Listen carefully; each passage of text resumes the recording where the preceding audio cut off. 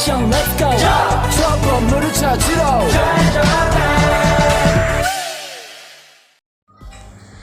Assalamualaikum warahmatullahi wabarakatuh.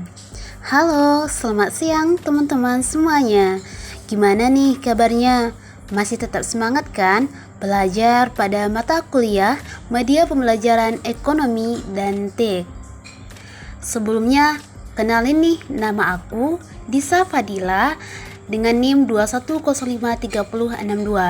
Jadi di sini aku dapat tugas dari dosen keren yaitu Ibu Nita Sofia SPD MPDE. Sebelumnya aku jurusan Pendidikan Ekonomi Universitas Negeri Padang. Baiklah, di sini aku akan membuat salah satu video pembelajaran yaitu mengenai pembangunan ekonomi.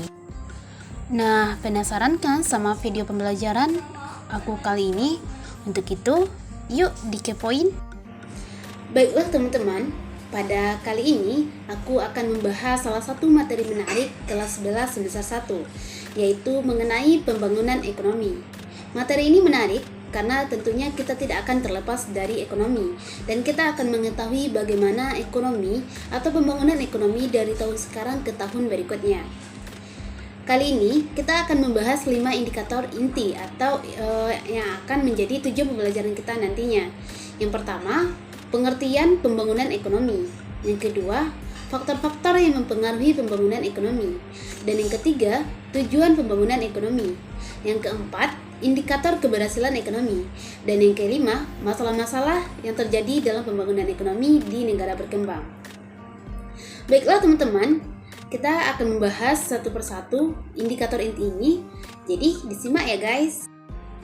Oke teman-teman, indikator yang pertama mengenai pengertian pembangunan ekonomi.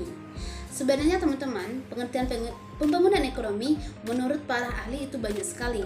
Salah satu pengertian yang sangat terkenal adalah menurut Todaro. Namun di sini aku akan menjelaskan secara umum atau secara sederhananya saja agar lebih mudah dipahami oleh teman-teman sekalian. Jadi, pembangunan ekonomi merupakan suatu proses perubahan menuju arah perbaikan yang dilakukan secara sadar dan terencana yang bertujuan untuk meningkatkan taraf hidup masyarakat. Berkaitan dengan pembangunan ekonomi ini, terdapat 3 elemen penting yang harus teman-teman pahami. Yang pertama, pembangunan sebagai suatu proses. Artinya, pembangunan dilakukan oleh masyarakat atau negara yang bersangkutan. Yang kedua, pembangunan sebagai suatu usaha untuk meningkatkan pendapatan per kapita. Dengan demikian, maka dapat dipastikan tingkat kesejahteraan masyarakat meningkat dari tahun sebelumnya. Yang ketiga, peningkatan pendapatan per kapita berlangsung dalam jangka panjang.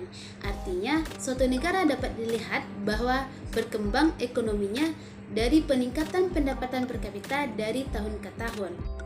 Indikator yang kedua yaitu faktor yang mempengaruhi pembangunan ekonomi.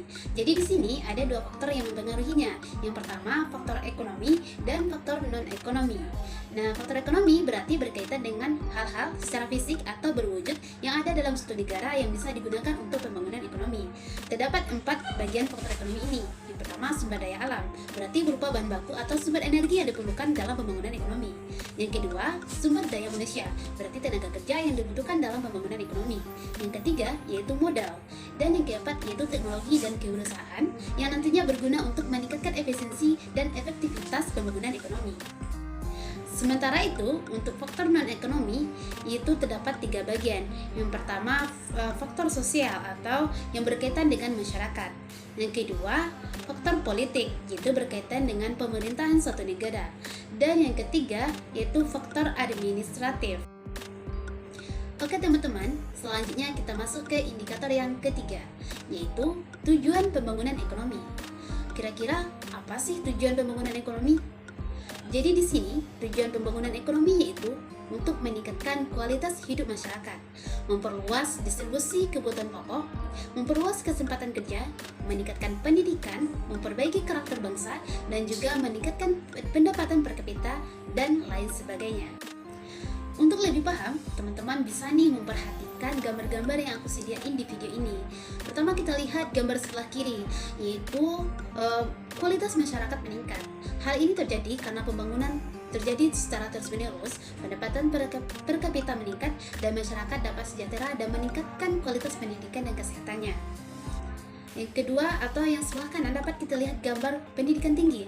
Artinya masyarakat mampu memperoleh pendidikan tinggi karena pelayanan yang disediakan oleh pemerintah. Nah, gambar selanjutnya dapat kita lihat itu memperluas kesempatan kerja. Tentu saja karena terjadinya pembangunan ataupun usaha-usaha dari pemerintah maupun dari pihak-pihak lain, sehingga masyarakat mampu memperoleh pekerjaan dan masyarakat juga mampu menciptakan pekerjaan. Next, kita lanjut ke indikator yang keempat, yaitu indikator keberhasilan pembangunan ekonomi. Jadi teman-teman, untuk melihat indikator keberhasilan pembangunan ekonomi dapat dilihat dari dua hal.